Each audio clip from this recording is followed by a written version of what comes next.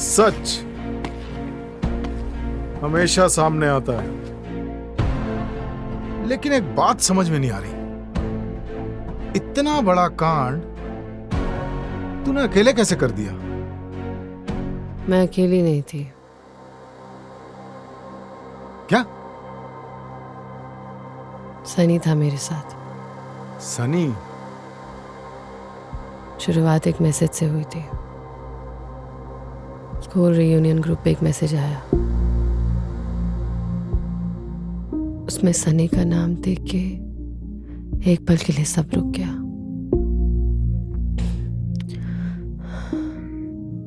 हमने बात शुरू करी, बात करते करते बात आगे बढ़ी और हम मिले।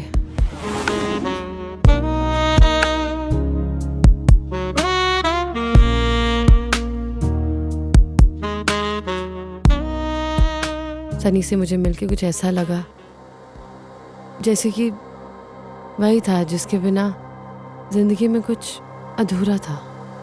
डायन भी 7 घर छोड़ के वार करती है, लेकिन तूने तो सारी हद पार कर दी। इंसान ही तो थी मैं सर, अकेली, हमेशा की तरह।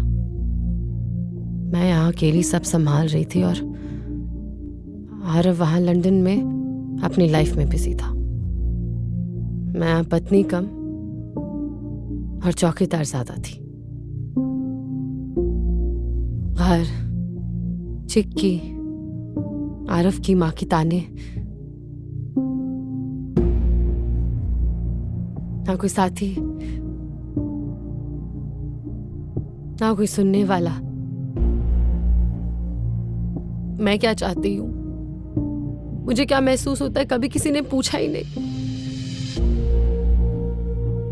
बस जिंदगी काट रही थी बिना किसी रंग के। और तब सनी आया, एक आवाज जो पहचान सकती थी मैं, एक हाथ जो थामने लायक था।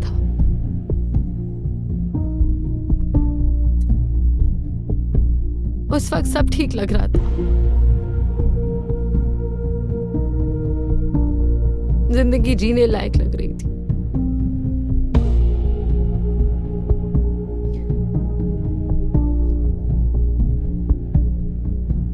कुछ गलत नहीं लग रहा था। और फिर एक पल आया जब मुझे लगा कि आरव को हटा देना ही मेरी रिहाई का रास्ता है।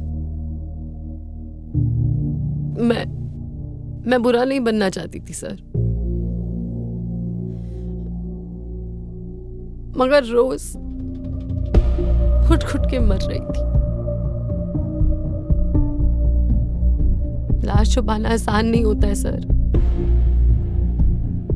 मगर रोज लाश की तरह छुप के जीना उससे भी मुश्किल होता है। सनी था वो जिसकी वजह से सब हुआ।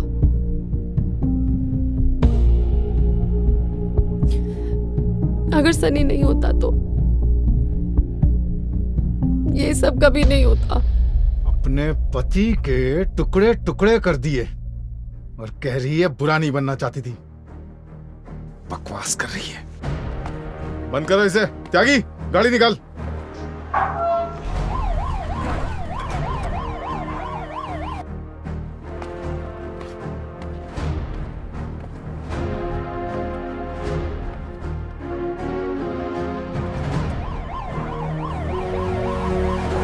पुलिस? नहीं, स्नेहा संभाल लेगी। पकड़ो पकड़ो पकड़ो पकड़ो से। छोड़ो मुझे। चलो। स्नेहा भी थी वहाँ। छोड़ो।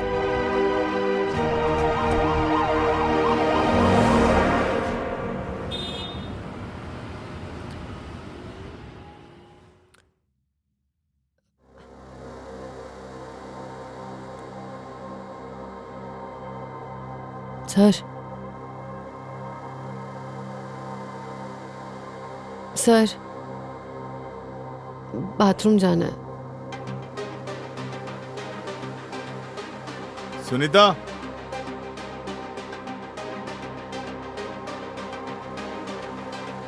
वो जो रिपोर्ट थी वो मेरे को परसों तक टेबल पे चाहिए, समझा? कमिश्नर साहब के ऑफिस भी जाना। हाँ,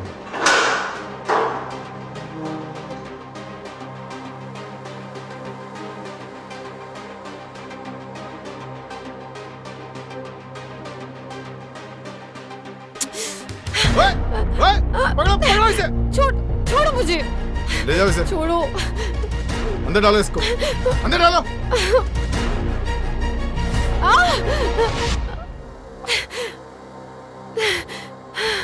फिल्म के इंटरवल में उठ के नहीं जाते, पॉपकॉर्न लेके वापस आ जाते हैं। और ये भागने का नाटक बंद करो, क्योंकि तुम्हारी ये बाकी की पूरी पिक्चर यहीं बनाऊंगा। बंद करो इसे। इंस्पेक्टर साहब, मैंने कहा था नाश कर देगी ये लड़की। आरव को बोला था छोड़ दे इसे, दे दे इसे डिवोर्स। अरे कुलक्षणी, जिसने तुझे सब कुछ दिया तूने उसी का खून कर दिया। इंस्पेक्टर साहब छोड़ना नहीं इस डाइन को, इसने मेरी जिंदगी का आखिरी सहारा भी छीन लिया। अब आप शांत हो जाइए। इसने जो भी गुनाह किया है उसकी सजा इसे जरूर मिलेगी, आप चिंता मत कीजिए।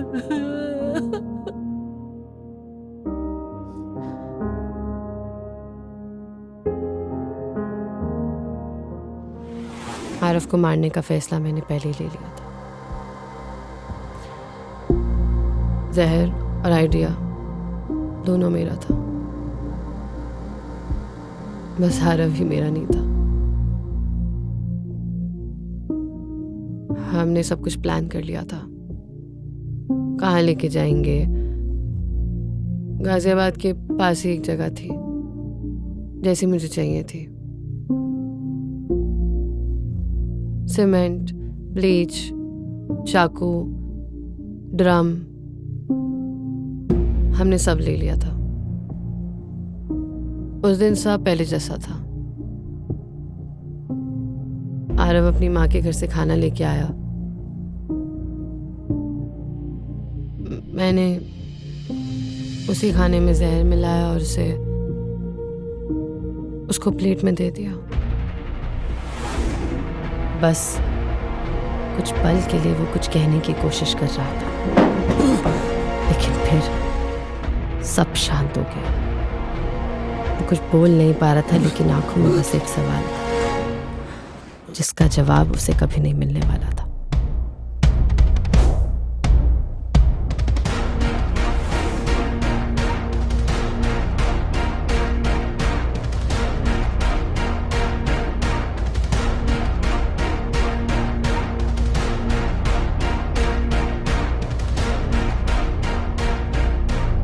उसकी बॉडी गर्म थी,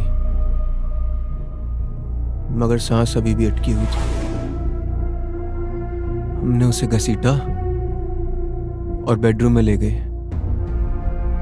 और बिस्तर पे पटक दिया, एक बेजान पुतले की तरह।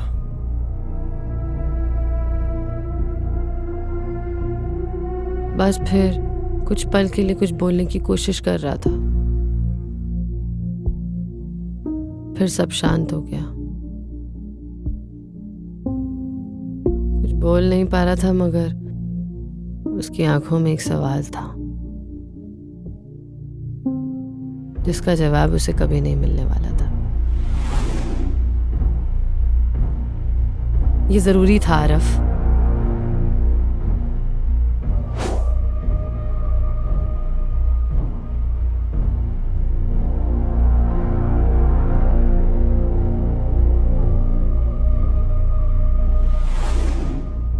स्नेहा ने छुरी उठाई और बिना कुछ सोचे उसके ऊपर चढ़ गई। उसकी आंखें थोड़ी सी खुली हुई थी, वो हिल भी नहीं पा रहा था। ऐसा लग रहा था बस कि वो मौत के लिए तैयार है। स्नेहा ने छुरी उठाकर उस पर एक बार वार किया, मगर उस तरह से नहीं जिस तरह से मैं चाहता था। मुझसे नहीं होगा सनी। और उसने मेरी मदद मांगी। फिर हमने साथ में छुरी को अंदर तक घोंप दिया। पूरा दबाव उसके सीने पे था।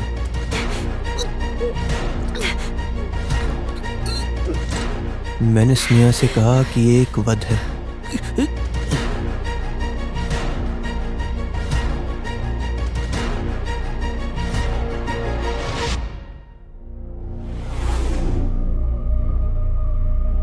और वध तब तक पूरा नहीं होता है जब तक उसे मुक्ति नहीं मिल जाती। हम दोनों ने मिलके 1 बार, 2 बार, 3 बार, 4 बार, 5 बार, 6 बार, 7 बार, बार बार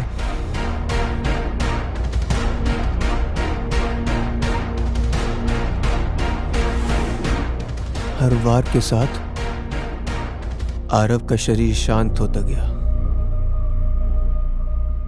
ऐसा लग रहा था कि आरव ने अपने सारे पाप अपने खून से धो दिए।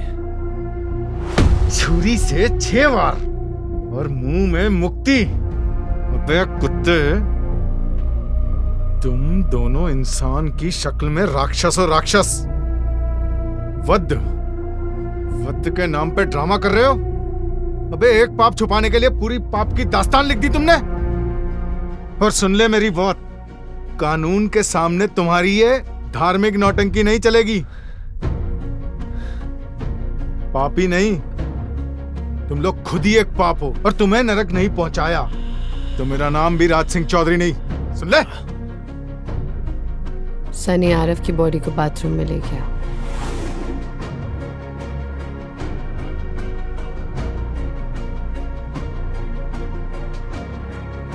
पहले उसका सर, फिर हाथ, फिर उसके पैर। धीरे धीरे सब कुछ काट दिया। कभी जो मेरा सब कुछ हुआ करता था बस एक मांस का टुकड़ा था। जब वो मरा कुछ और भी मर गया जो उसका था, और उसी के साथ चला गया। फिर हमने घर साफ किया, अपने हाथ साफ करे, जैसे कि हम सब मिटा सकते हैं।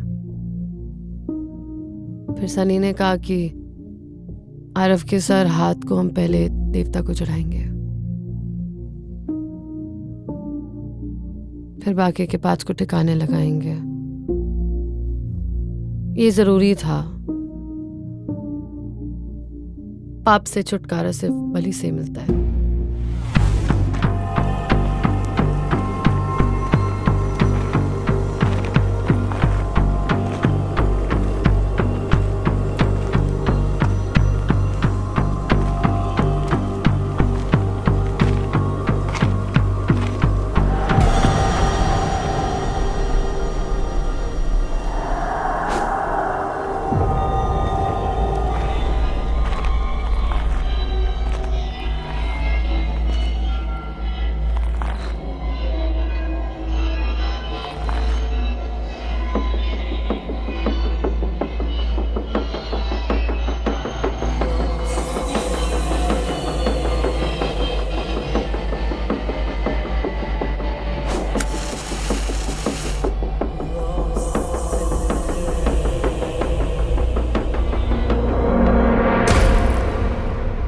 बलि स्वीकार करो, आज जिसका मुंह इसी की मुक्ति बन गया।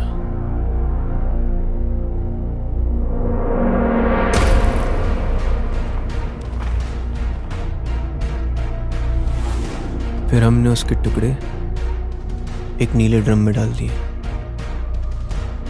जो स्नेहा बाजार से लेके आई थी।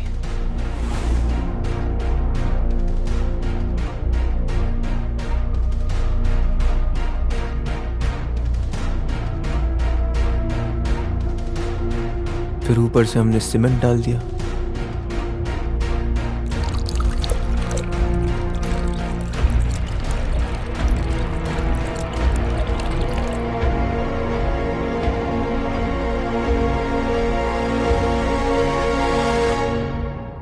जाम तो बंद हो गया मगर कमरा भी बाकी है, ब्लीच से साफ करना पड़ेगा।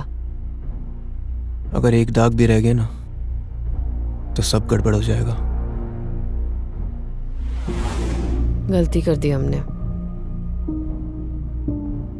वापस आने की वजह से सब बर्बाद हो गया। काश कभी पैसे ना खत्म हुए होते,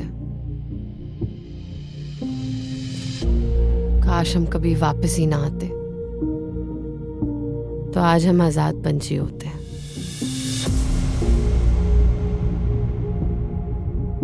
कुछ कहानियां सिर्फ लाशों पर खत्म नहीं होती, वो पीछे छोड़ जाती हैं एक जला हुआ घर, एक टूटी हुई मां की ममता और किसी का मासूम बचपन। आज भी उस घर में एक दिया जलता है, एक मां की सांसें चलती है और एक बचपन जिसे सच का पता नहीं, ना उसे कल के आने वाले दुखों का पता। ये सब उस घर में रहते हैं। आरव की तस्वीर पर जो फूल मुरझा रहे हैं वो सिर्फ फूल नहीं, एक जिंदगी मुरझा रही है।